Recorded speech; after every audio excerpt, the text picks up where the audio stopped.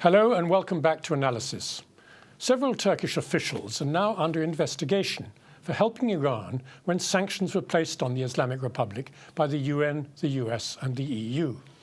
These sanctions prevented Iran from getting paid through the regular banking system or using currency like the dollar or the euro. So Turkey paid Iran in Turkish lira, which Iran then used to buy gold in the form of gold bars, which Turkey then exported to Iran in what became a multi-billion-dollar business. This system, which wasn't illegal, at least until July 2013, ensured that supplies of oil and gas from Iran kept flowing into Turkey and kept the Iranian economy afloat. The international community has shown no signs of lifting the sanctions yet on Iran, and the situation in Syria also puts strain on Turkey's international alliances. Against this background of changing landscapes internationally, this part of the show now looks at how sustainable is Turkey's role in supporting Iran, and how will this affect Turkey's chances of becoming a major economic power in the region. In the studio with me to discuss these questions, we have still Hakan Kamuz, chair of Musyad, a Turkish businessmen's association, and Zeynep Köseresoğlu, researcher at the Center for Turkey Studies in London. And joining us via Skype from Qatar, we have Birol Baskan, who's an assistant professor at Georgetown University in Doha. Welcome to the program. Well, Birol Baskan, let me start with you. Prime Minister Erdogan has been in Tehran today during a big visit to Iran. Is this a sign of a huge improvement in Turkish-Iranian relations? Well, Turkey-Iranian relations have never deteriorated despite the ongoing conflict over Syria, or the conflict over how to solve the Syrian crisis.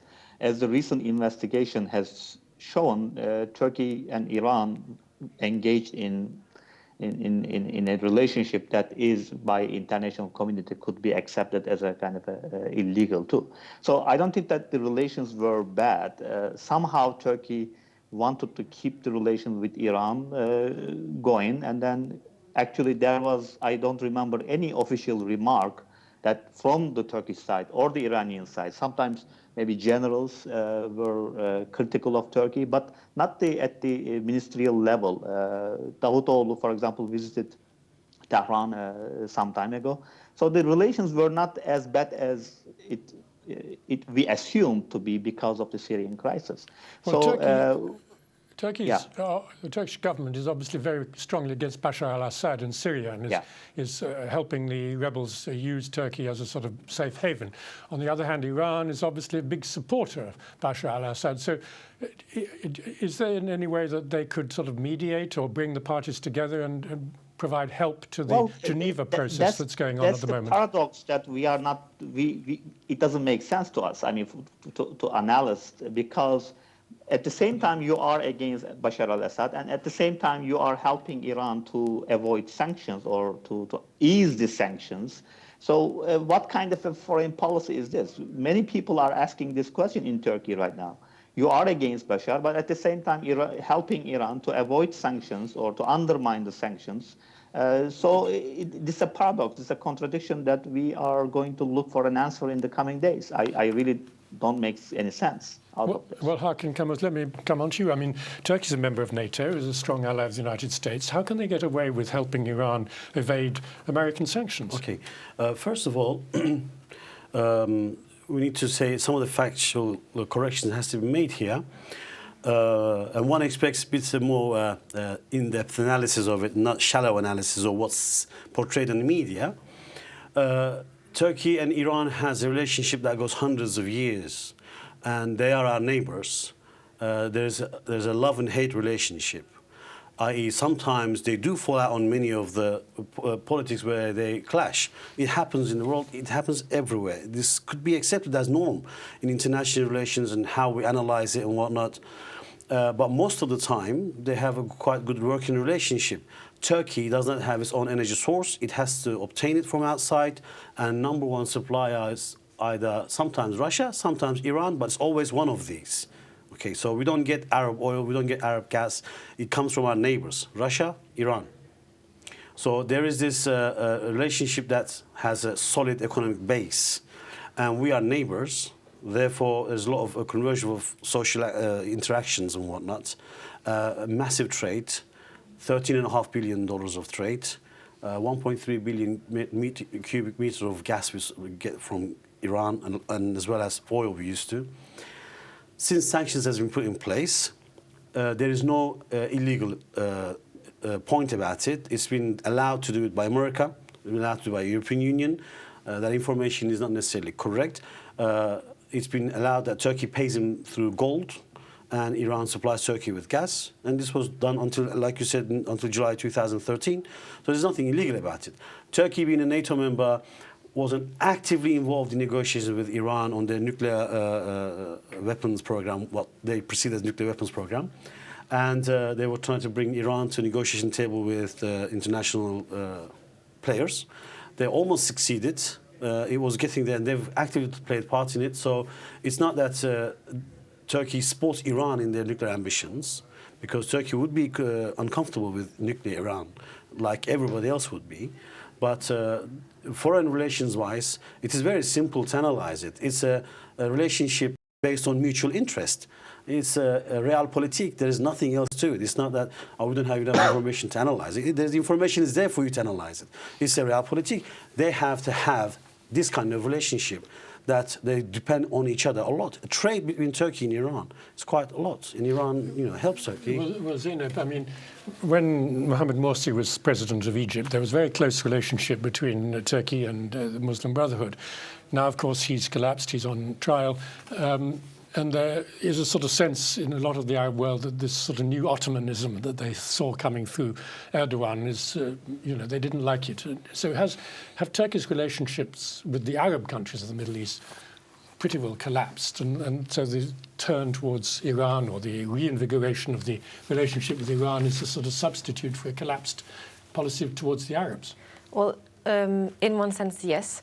When you look at Turkey's foreign policy with Iran, we have to see it from two perspectives: economic interest and political interests.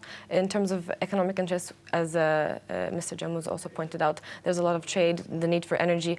But when you look at political interests of the Turkish government, they have made a clear choice with Egypt, with Syria, on their foreign policies. They were very much against what they've called a coup that happened against Morsi, and also with Syria, they are very clearly against Bashar al-Assad. So they've had to reconcile these policies with their energy interests. And when that conflict has come about, well, they obviously, even though this gold for oil deal is not necessarily, might not necessarily be illegal, that has not been very much advertised in the Turkish media up until this corruption probe. So basically, it seems the Turkish government was trying to keep its energy supplies coming with one way or another, as Iran being an important source, and trying to keep its political agenda consistent, because it has had quite a few difficulties. The Gulf countries, which are also oil and gas exporters, like Qatar and Saudi Arabia and so on, are they taking a lot of their energy as well? Well, with the Gulf countries, it is difficult. It also has an impact on Iran's need for Turkey as well, especially because of Syria. The Gulf countries have definitely been removed from Iran with their already existing kind of tension between the countries. So Iran has a lot of problem with some of the Shia populations in Gulf countries, and it helps the uprising in Bahrain, and other countries are kind of disturbed about it, Saudi Arabia and whatnot. So they don't really have open door policy for Iran in the Gulf countries, and they would be really disturbed about their nuclear ambitions. And so therefore Turkey would be a very good business partner for Iran, and that's why Iran needs Turkey a lot. And Turkey needs Iran for its energy needs. It isn't just a narrow understanding of relationship. Oh, they need this and he needs that. No, it's deeper and bigger than that. They're both trying to be a regional player in Middle East. Both countries are asserting itself and its policies in the Middle East because they believe they've come to that stage in development. Turkey has become, in the last 12 years, as you guys know, quite an economic power in the region. And, it has a strong military, has a strong relationship with those countries, especially with Qatar. They have kind of come close. On the Morsi issue, they've taken a strong position with Morsi's government. And Syria, they've tried Bashar al-Assad's government to come to terms with the population they're governing, saying do not do this. But all those work that they try to do to come no fruition. And Assad's now killing Muslims in Syria every day, and they have taken the stance against Bashar al-Assad. He's murdering Muslims every day. You cannot be not saying anything about it, do anything about it. That goes as far as supplying whatever the people in Syria need. That could be food, it could be protection from winter conditions. The people are suffering out there. Even if it means some kind of aid, a military aid, they would do it. I'd like to bring Birol Baskan back into it. I mean, the Turkey's policy towards Syria, or against Bashar al-Assad, put it like that, is not entirely popular throughout Turkey, is it? And there are problems with the Alevi minority in Turkey and so on. I mean, is there some kind of rethink going on, do you think, in Ankara, that perhaps they went out too far on a limb demanding Assad's resignation, thinking it would happen quickly, and of course 3 years later Assad is still in power? Have we got Birol? Yeah, are you there? I mean, yes, continue, we can hear. Yes, I am. Yes, I am. Did you hear the question? There's a questioning in Turkey going on. Yes, I did. Yes, I did. There's a questioning in Turkey regarding the merits and dismerits of the Syrian policy. And by and large, except for really strong supporters of the Justice and Development Party and Erdogan, almost very different segments of the Turkish society, including myself, believe that the policy towards Syria is failing. Well, here I have to clarify my point. I guess Turkey was, morally speaking, but on the right ground vis-a-vis Syria. I guess the question that I am raising for the Syrian policy, I guess Turkey promised too much, overplayed his ends, and then did not really consider the broader implications, the Iranian support, Russian support, and so on. So it was not a well-calculated policy. It is not well-calculated, and I am bringing my original point, which is that you have this much strong interest vis-a-vis Iran, and then I agree with the other speakers in the program that Turkey has a lot of interest in keeping relations with Iran well. But at the same time, you are following a policy which is contradicting each other. Either don't follow this policy in Syria, or don't follow that policy vis-a-vis with Iran, because by helping Iran, you are undermining your own position in Syria, because it is the Iranian money which is keeping Assad in power. It is the Iranian Iranian militias, or the people who are sent from Iran, or weapons sent from Iran, is keeping Assad in power.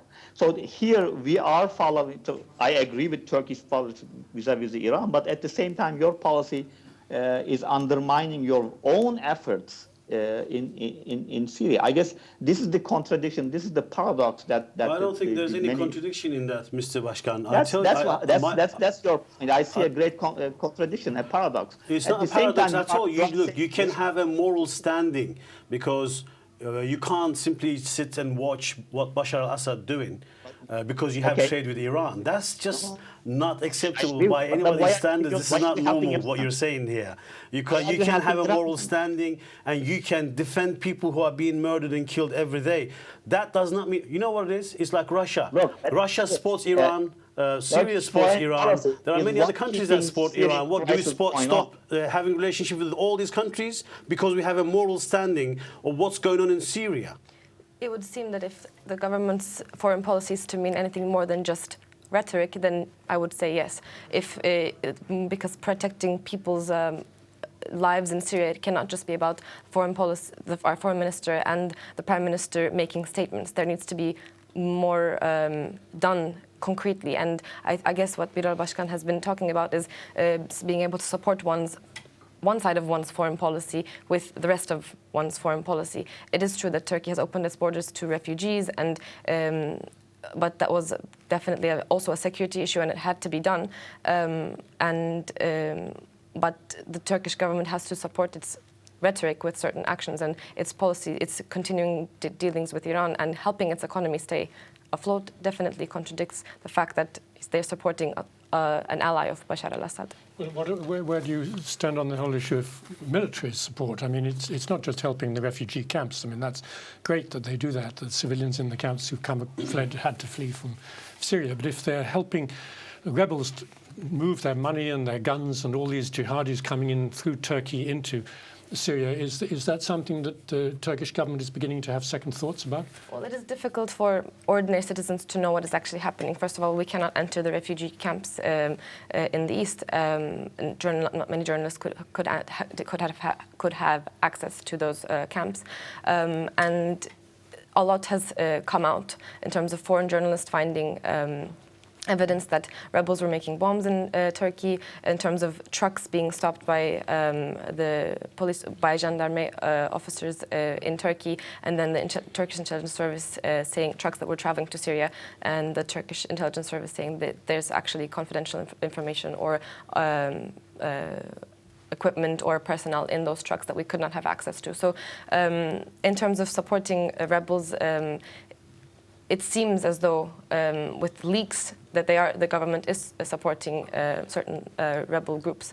But in terms of also military operations into Turkey, the government's rhetoric has slowly shifted from being if certain the number of refugees reach a certain point, we will have a safe corridor in Syria. That has been forgotten. This was a promise made by the government a few years ago. That has been forgotten because there's not enough foreign support, European or American support for this kind of an operation. Oh, no, and you wrong. I just got to say something here. Yes, only yesterday, Kim Kattas, she travels with John Kerry a lot, the journalist. BBC. She put a piece on the Twitter yesterday, which was an article where Congress have approved what they call a secret help. They're helping the rebels in Syria. This is the American Congress approving, not that there's some kind of a measure to me personally or to anybody else out there, but the Western powers, as we call it, are choosing who they're helping in Syria.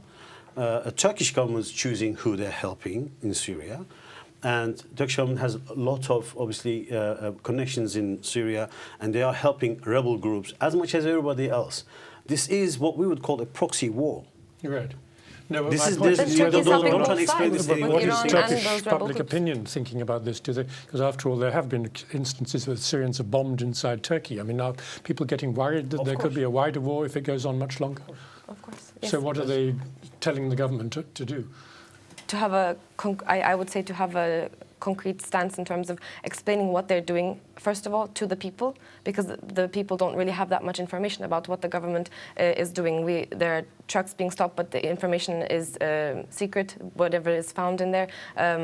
We cannot access the camp, so it is difficult for people to, first of all, know what actually their government is doing in terms of Syria, and second, to come up with a policy that will keep Turkish people secure and safe, and basically arming rebel groups that the Turkish people don't know who they're led by, or what their interests will be, if they will be bringing the conflict into Turkey, if we've seen with certain bombings next to the border. So I think the Turkish people just want an assurance of safety and clarity in terms of transparency from the government. Well, is there something that the Turkish government can do in terms of negotiation, trying to help negotiations? Oh, look, I mean, we can see clearly what's going on in Geneva in the last 2-3 days. Syrian government does not have the aptitude to negotiate or will to negotiate. Whether Turkey intervened, and I'm sure they have intervened in the past, to have a negotiated settlement to this. Not just Turkey, the entire world community can see what Assad is doing. Man is a murderer. He's murdering civilians, women, children every day. And you cannot remain silent about this. No one can. I don't know if anyone actually can stand there and not see anything about what he's doing. And doing something about it, at least what Turkish government at the moment, as much as they can within their means, to whomever they can actually work with in Syria, they're working with and helping them. This is an assertive policy in Syria. That's all they can do at the moment. I.e., if there was a will to negotiate a settlement to this whole crisis, I'm sure they would take part in it. But I don't think there is that's a breach gone too far. And right now, the negotiations going on in Geneva will probably give us an indication at where the parties are in this whole crisis, and everyone will take a position then. At the moment, do you agree that there's not much that can be done through negotiations, and therefore Turkey can't really be involved? Well, I believe that Turkey itself has been kind of sidelined in those negotiations. So in terms of the Syrian National Council using Turkey, or Turkey being a facilitator for the Syrian National Council for the opposition, that hasn't really been as active as the government would have wanted. In terms of your foreign or Western powers taking certain decisions that that were not consulted with Turkey. So I believe in terms of Turkey's involvement in the negotiations, Turkey has, as a country, been sidelined, and it seems with such an ambitious foreign policy that had to be balanced with what Turkey could actually achieve, and I don't think there was a... Well, Turkey was part of the Geneva negotiations. They were the one who hosted the whole Syrian Council. They were the one who facilitated in helping them bring them to the table in Geneva in the first place. And I don't think Turkey, saying that they were sidelined in this entire negotiations process and stuff, would be somewhat unjust. Because they are a major player in what's going on in the crisis in Syria. On that note, we'll have to end the program. We've come to the end. Thank you very much, Hakan Kamuz. Thank you, Zeynep Kasaresagu. And thank you very much, Birol Başkan. I'm sorry the quality of the Skype line wasn't very good, and it was a bit difficult to come back to you. But thank you for taking part, and of course, thank you all for watching.